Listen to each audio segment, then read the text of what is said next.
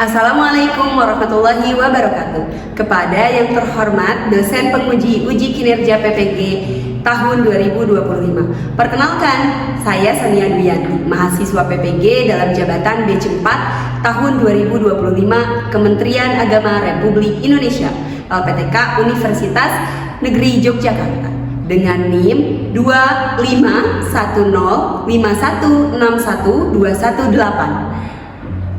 Pada hari ini, Senin, tanggal 2 Februari 2026, saya akan melaksanakan praktek pembelajaran di MAN 4 Bogor, kelas 11 dengan materi masalah ketenagakerjaan. Terima kasih dan selamat menyaksikan.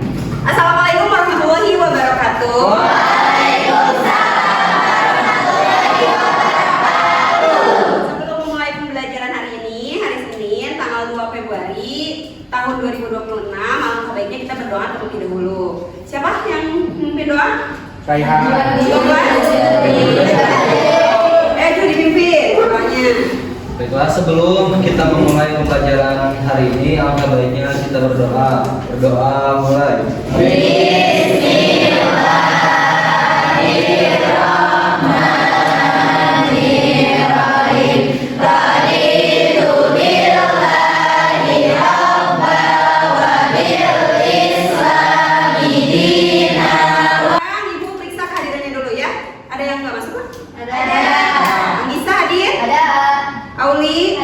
Decinta, Dwi Panji, Keisha, Komalasari. Tahu kan hari ini kita akan mempelajari materi apa?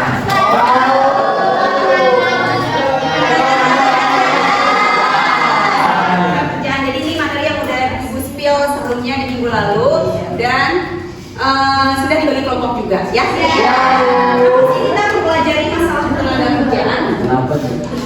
Jadi tujuan pada pembelajaran kali ini adalah diharapkan kalian itu mampu menganalisis berbagai masalah ketenagakerjaan dengan menunjukkan empati dan kesadaran sosial terhadap kondisi masyarakat. Jadi masalah apa yang ada di masyarakat itu kalian harus tahu, masalah ketenagakerjaan apa yang ada di masyarakat itu kalian harus tahu. Kemudian yang kedua adalah kalian diharapkan mampu menguraikan solusi. Kalau ada masalah harus ada solusi. Kalau udah ketahuan penyakitnya apa, berarti harus tahu obatnya, ya. Jadi harus mampu menguraikan solusi atas masalah ketenagakerjaan secara kolaboratif sebagai bentuk pengambilan keputusan yang bertanggung jawab dan berorientasi kepada kebaikan bersama. Gitu, ya. Itu adalah tujuan pembelajaran kita membahas tentang masalah ketenagakerjaan.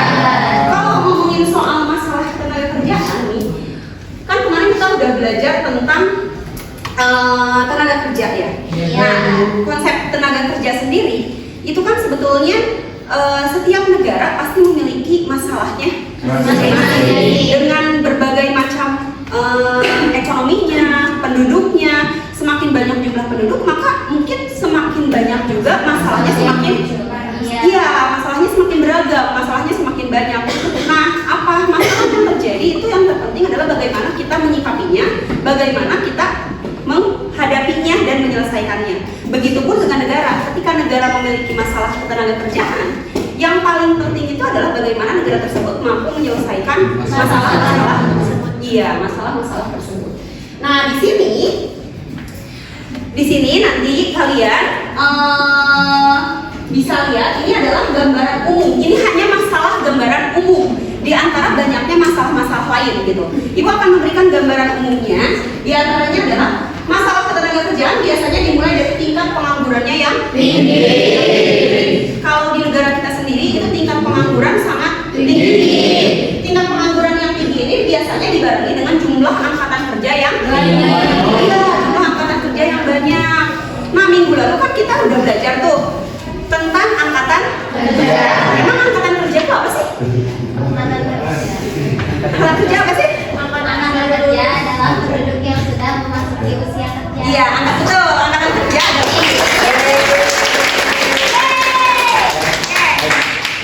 emang usia kerja usianya dari berapa sampai berapa tahun? 15 sampai Betul. Oke, jadi itu adalah seputar jadi intinya adalah si pengangguran ini terjadi karena jumlah angkatan kerjanya yang banyak. Jadi usia dari 15 sampai 64 tahun ini banyak di negara kita sehingga akhirnya menyebabkanlah penganggur. Nah, pengangguran juga biasanya dibarengi dengan rendahnya tingkat pendidikan dan keterampilan.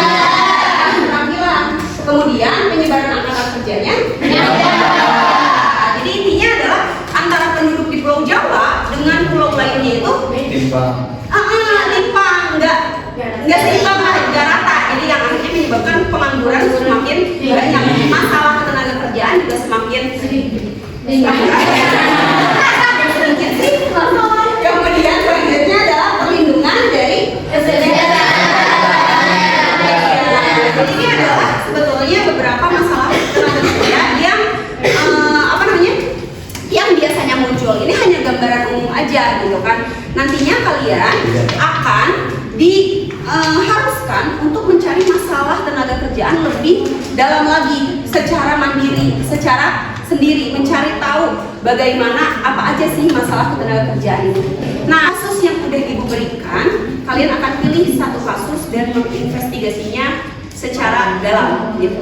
Nah, sebelum ibu kasih tahu kasusnya apa, coba kalian cari menurut kalian kasusnya itu apa lewat video yang akan ibu tayangkan. Ya. Nanti kalian tebak kasus ketenaga kerjaannya itu apa aja sih.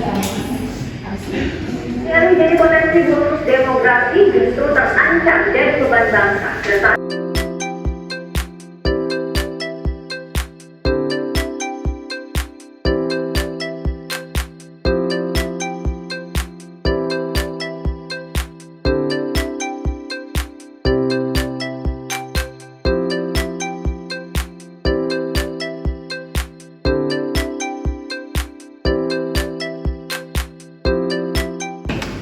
Jadi gimana lihat kasus yang kedua, masalah yang kedua yang di video kedua? Miris sih. Miris ya? Mirisnya kenapa, Rey? Karena kan seperti kita ketahui ya, semuanya kerja ini kan kayak kulit bangunan, itu kan bahaya ya, apalagi gunung tinggi kalau nggak merhatiin kaki itu kan bahaya bu ya, jadi lebih baik merhatiin itu, jadi mirisan ya begitu. Mirisnya kenapa? Karena orang-orang itu kan sebetulnya kerja adalah untuk mencari rezeki. Tapi yang terjadi adalah misalkan karena kurangnya atau karena lalainya memperhatikan K3, keselamatan, mereka justru bukannya uang, iya dapat itu kan, tapi ada yang berarti miris ya. Oke. Nah, tadi kita kan kalian perasaannya sudah di ini ya, udah di ya. Tapi kalian masih ingat nggak fokus kita kemana? Enggak, kalian bisa nonton video di rumah apa ya? Nyari masalah atau nyari kasusnya. Dari video yang pertama, masalah apa yang bisa kamu temukan?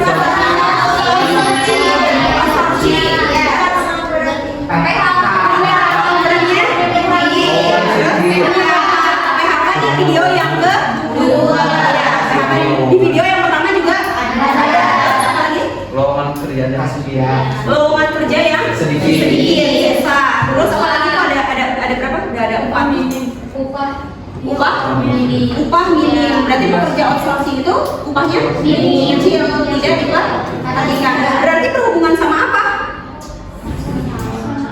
Kesejahteraan. Terus yang menyebabkan mereka nganggur apa? Banyaknya jumlah. Iya, tapi yang menyebabkan mereka nganggurnya apa? Kemampuannya. Sumber. Betul. Kata Bagir, kemampuan. Berarti berhubungan sama apa? Kualitas. Sekarang kalau misalnya banyak tenaga kerja, suatu negara, misalnya banyak tenaga kerja, salah satunya Indonesia. Indonesia itu kan salah satu negara dengan SDM yang Banyak. itu tuh bisa jadi modal buat negara kita kalau SDM-nya tapi kalau SDM-nya rendah justru malah menjadikan Jadi murah. masalah yang selesaikan. Makanya tadi bagi bilang salah satu masalahnya juga adalah rendahnya kualitas atau kemampuan yang itu juga menyebabkan pengangguran. Dan jelas ya kalau yang di video tuh udah banyak banget, itu namanya adalah masalah-masalah pengangguran karena lapangan pekerjaan yang sedikit, karena jumlahnya yang terlalu banyak, tapi pada dasarnya adalah balik lagi kemampuan SDM pun mempengaruhi dalam banyak atau enggaknya jumlah pengangguran. Oke, berdasarkan video berarti kalian udah menemukan masalah-masalah yang krusial atau yang intinya. Sekarang kalian hanya tinggal mencari lebih dalam tentang kasus-kasus tersebut gitu. Di sini Ibu sudah ada 5 kasus yang tadi kalian sebutkan. Yang pertama ada kasus melimpahnya jumlah tenaga kerja. Ya. Yang kedua ada kasus rendahnya kualitas tenaga kerja yang disebutin sama Bagin. Terus ada rendahnya kesehatan sama keselamatan kerja. Sama siapa tadi? Kesehatan? Ya, sama Ray. Terus yang keempat adalah masalah outsourcing. Terus yang kelima adalah PHK tadi yang kalian sebutkan. Kalian menemukan adanya masalah atau kasus PHK di dalam permasalahan ketenagakerjaan ini gitu. Kemarin kan udah dibentuk kelompok ya, sekarang dibalikan LKPD-nya dulu sama kalian dibaca dulu, kira-kira dipikirin kamu mau pilih kasus yang mana. Jadi nanti setiap satu kelompok memilih satu kasus. Coba perwakilan kelompoknya kelompok 1 mana? Ini. 2 3. So, pikirin dulu baik-baik mau pilih kasus yang mana. 3 Oke. 5 Ini Bu, ini. 6. Oke, ini yang terakhir ya. Silakan. Dia mau pilih mana guys? Ini. Waktu menit kedua dulu. Ya, nanti kita games dulu. Yang menang games itu dia yang bisa menentukan pilihan mana.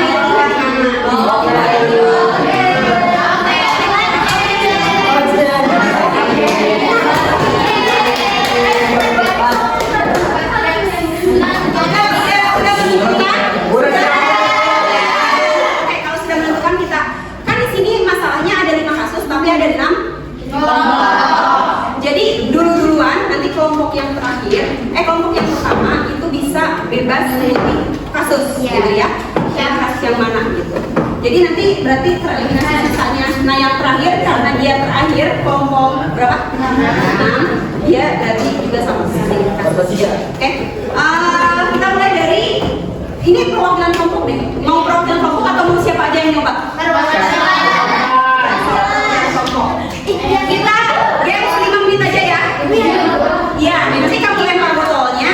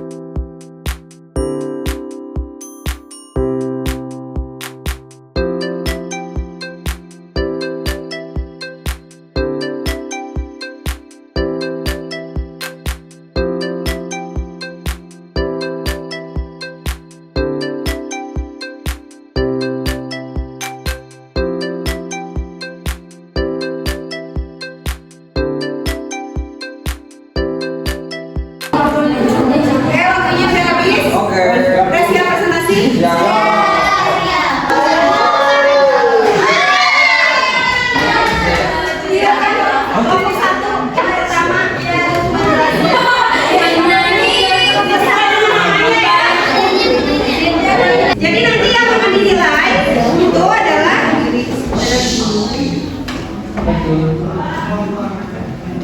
yang pertama, aspek yang dinilai itu adalah bagaimana kalian mengidentifikasi dalam pemahaman masalah yang kalian hadapi. Yang kedua adalah menganalisis masalahnya. Jadi seberapa apakah analisisnya itu sesuai, gitu kan? Terus yang ketiga adalah merumuskan solusinya, gitu. Sama bagaimana memecahkan masalah melalui solusi tersebut. Kemudian adalah cara bagaimana kalian mempresentasikan hasil kalian, berarti komunikasinya terhadap teman-teman. Terus yang kelima, yang terakhir yang akan dinilai adalah portofolio digitalnya, ya. Itu adalah 5 aspek yang dinilai, ya. Tolong diperhatikan, simak, jangan terfokus ke materi kalian dulu. Silakan simak materi temennya.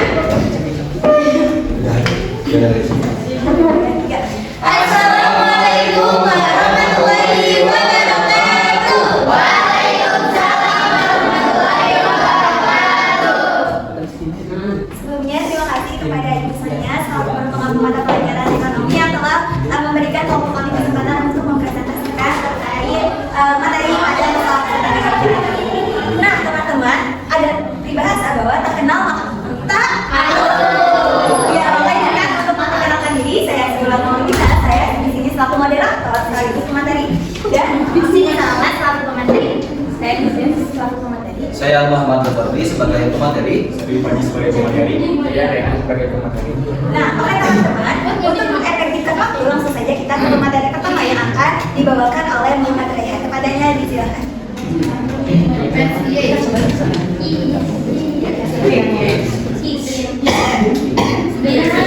Menelisik masalah outsourcing di Indonesia. Di balik keberlangsungan dunia kerja yang semakin dinamis dan kompetitif, ada sekelompok pekerja yang selama ini menjadi tulang punggung perusahaan, namun tetap berada di pinggir. Tidak mendapat pengakuan layak dan terus diakui ketidakpastian.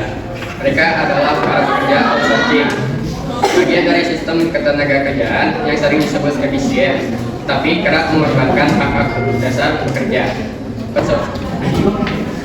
Outsourcing telah menjadi fenomena global, tapi di Indonesia praktik ini menimbulkan banyak kontroversi. Di tengah tuntutan efisiensi operasional, perlindungan terhadap hak pekerja seringkali menjadi korban. Artikel ini mencoba menelisik lebih jauh praktik outsourcing di Indonesia, dari kerangka hukum, implementasi di lapangan, hingga tanggapan dunia internasional, serta menawarkan alternatif kebijakan yang lebih berkeadilan. Baik, terima kasih kepada Rehan. Nah teman-teman, gue mau tanya nih, kalian tahu gak sih outsourcing itu tuh apa? Nah, jadi outsourcing itu atau sering kita sebut sebagai alidaya itu adalah praktik di mana suatu perusahaan menyerahkan sebagian jenis pekerjaan kepada pihak ketiga. Nah, tujuannya buat apa sih? Tujuannya itu untuk efisiensi. Tapi efisiensi ini datang dengan harga yang tidak murah teman-teman, terutama bagi para pekerjanya. Nah, di Indonesia sistem ini itu ada dasar hukumnya teman-teman. Dan dasar hukumnya itu di UU nomor 13 tahun 2003 tentang ketenagakerjaan.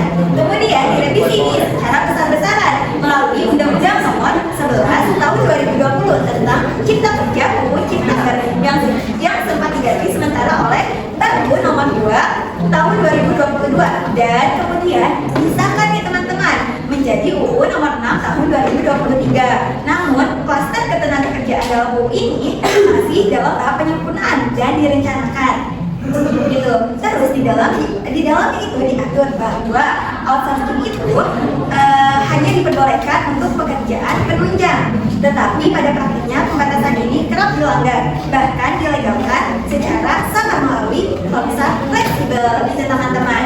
Nah selanjutnya akan disampaikan oleh Dwi Panji. Kepadanya saya meminta. Untuk selanjutnya itu ketika regulasi tidak lagi menjamin perlindungan, pasal diterapkannya kecuali hacker, banyak pihak menilai bahwa perlindungan terhadap pekerja outsourcing justru melemah.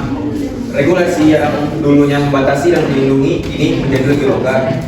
Salah satu kritik utamanya adalah hilangnya pembatasan jenis pekerjaan yang boleh dialih-dayakan.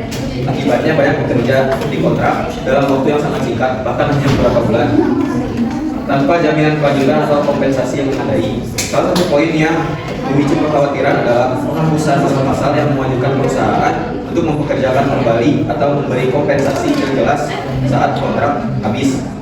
Selain itu, dengan sistem vendor, pekerja seringkali tidak memiliki posisi tawar terhadap perusahaan pengguna jasa atau user karena secara hukum mereka bukanlah karyawan perusahaan tersebut. Oke, baik, terima kasih kepada lagi. Selanjutnya itu Srina Matian. Nah, jadi potret nyata praktik outsourcing di Indonesia menunjukkan banyak persoalan di lapangan. Pada tahun 2022, gelombang protes muncul dari teknisi dan operator lapangan di PLN dan Pertamina. Hal ini terjadi karena praktik outsourcing mulai menyentuh pekerja ini yang seharusnya dilindungi, lemahnya batasan aturan, serta kurangnya pengawasan dari pemerintah membuka celah bagi perusahaan untuk terus menggunakan sistem ini. Di sektor perbankan, outsourcing juga menjadi praktik yang umum. Banyak tenaga pemasaran dan debt kolektor yang hanya dikontrak dalam waktu singkat tanpa jaminan BPJS Ketenagakerjaan maupun BPJS Kesehatan. Ketika perusahaan vendor bangkrut atau menghilang, tanggung jawab terhadap pekerja yang semakin jelas dan pihak pengguna jasa cenderung lepas tangan. Akibatnya banyak pekerja tidak memperoleh THR, cuti maupun upah sesuai standar yang berlaku. Kondisi ini serupa juga terjadi di sektor kebersihan dan keamanan pada instansi pemerintah. Meski bekerja di lingkungan negara dan menjalankan tugas selama bertahun-tahun, para pekerja ini tetap tidak memiliki status sebagai ASN atau pegawai tetap. Masalah selanjutnya, masalah outsourcing tidak berhenti pada persoalan lepas mata. Nah, ketidakpastian status kerja ini berdampak pada loyalitas, rasa keadilan, dan motivasi.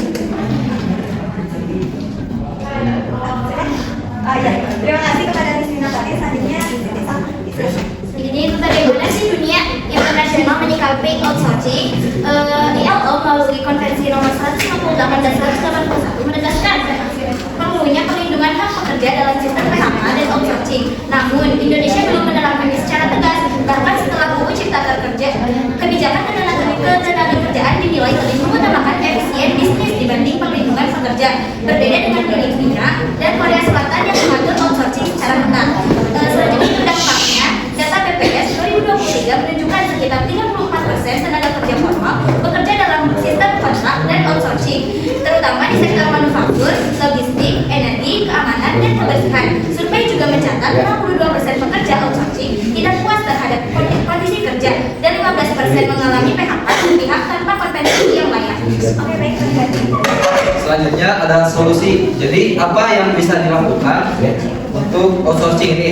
Yang pertama ada revisi PP nomor 35 tahun 2021 dengan memperjelas definisi pekerjaan inti dan penunjang. Jadi vendor dan perusahaan user dari vendor tersebut bisa membedakan mana sih pekerjaan inti, mana sih pekerjaan penunjang. Dan nomor 2, mewajibkan perusahaan user untuk bertanggung jawab atas hak kerja outsourcing. Jadi bukan vendor doang yang misalkan nyediain BPJS tenaga kerja. Jadi perusahaan user juga wajib seharusnya nyediain jaminan atau misal asuransi buat kerja outsourcing dari perusahaan vendor. Nomor 3, mendirikan lembaga pengawasan independen untuk menindak pelanggaran oleh vendor dan perusahaan user. Jadi kan perusahaan vendor dan perusahaan user ini pakai pekerja yang notabene tuh tergantung, jadi bukan karyawan tetap, bukan yang dikontrak sama perusahaan user, bukan, soalnya yang dikontrak itu vendornya, bukan kerjanya. Iya. Yang keempat ada mendorong ratifikasi konvensi ILO nomor 158 dan 181 sebagai bentuk komitmen terhadap standar ketenaga kerjaan internasional. Dan yang kelima, transparansi kontrak kerja dengan format standar yang wajib dilaporkan ke dinas tenaga kerja setempat. Baik. Oke, baik, terima kasih kepada Lagi. Nah, teman-teman, sekian materi dari kami, tapi nah, kita harus berdiskusi lebih lanjut, berdiskusi lebih lanjut. Kami akan membuka sesi tanya jawab, tapi hanya 2 saja ya. 2 saja. Ya, Korea awal. Kenalin, aku Awi dari kelompok 4. Mau bertanya, kalau misalnya kalian ada di posisi pekerja outsourcing, kira-kira sikap atau strategi apa yang bakal kalian lakukan untuk melindungi hak diri sendiri?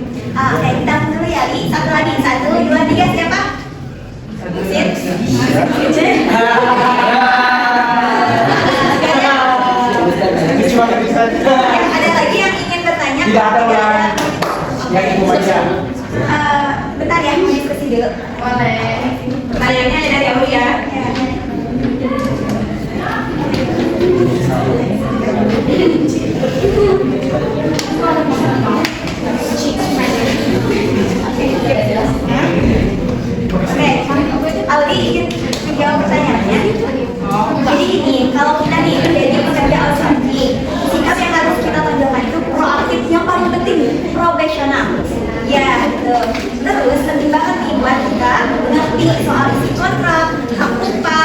jam kerja, jaminan sosial itu penting kalau kita harus diketahui awal gitu. Nah terus strategi apa sih yang bisa kita lakukan? Jadi strateginya itu kita harus upgrade skill yang kita miliki seperti itu. Terus juga kita harus simpan bukti-bukti kerja kontrak itu supaya melindungi hak kita gitu. Seperti itu Oke loh. Terima kasih Allah. Ya, baik, sekian dari kelompok kami. Wassalamualaikum warahmatullahi wabarakatuh.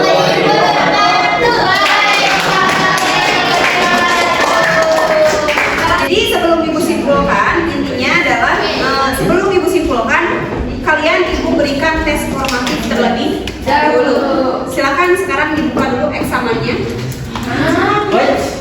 Eksamennya. Oke guys. Jadi Ibu sudah siapkan untuk mengukur pembelajaran kita hari ini mengenai masalah ketenagakerjaan dan konsep ketenagakerjaan minggu lalu. Ibu sudah siapkan 10 tes, 10 soal menjodohkan. Silakan dibuka eksamennya, masukin token. Tokennya Ibu seperti biasa masukkan kode pesertanya ya. Sama temennya. Ya, itu soal menjodohkan. Jadi setiap satu soal hanya ada satu jawaban yang setiap satu soal hanya ada satu jawaban. Ini dari dua materi ya, materi minggu lalu sama minggu sekarang. Ayo.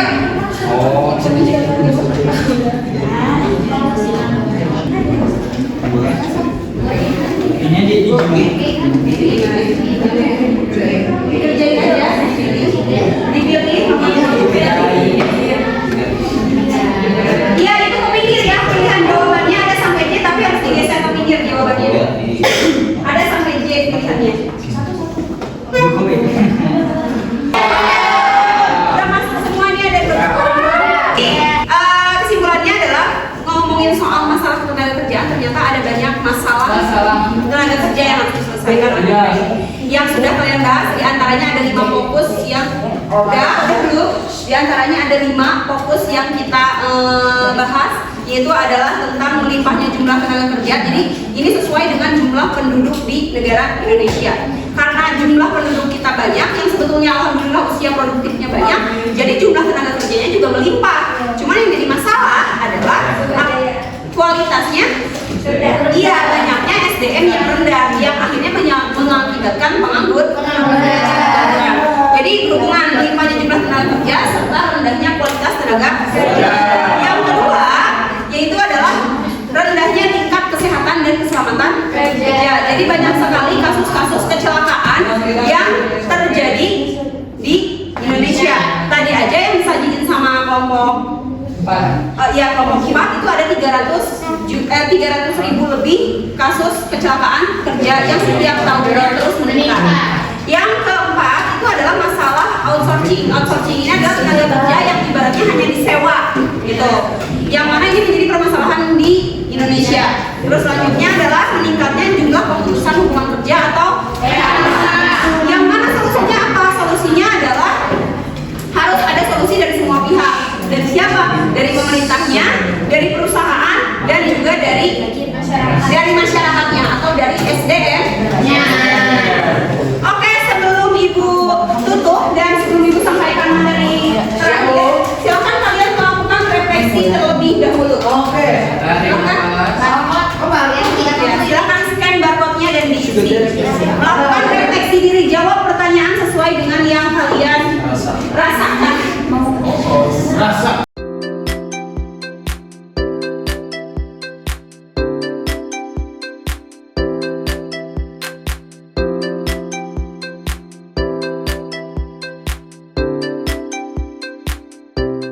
Udah Bu.